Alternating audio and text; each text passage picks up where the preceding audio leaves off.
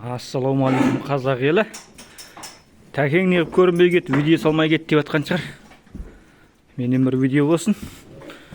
Так, жас малда мынау қалды. Бұқа бар, ол бұқаның бағасы қымбат. Килограмм 2400, 2300. Сиыр 2200.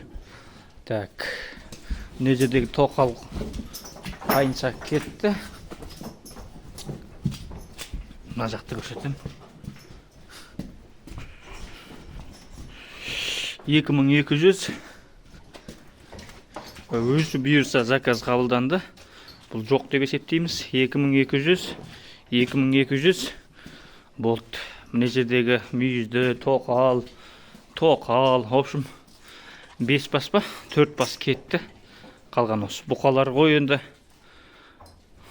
сатылмайды. Сонда біреу, екеу, үшеу.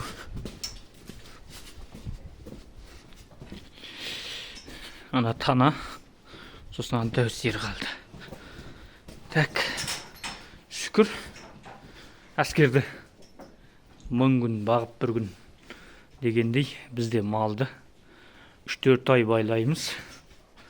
Бірер апта, бірер күннің ішінде осылай жемісін жейміз. Дәу сиырлар. Мына жақтағылар. Анау жатқан заказ қабылданып кеткен. Қалғаны бар.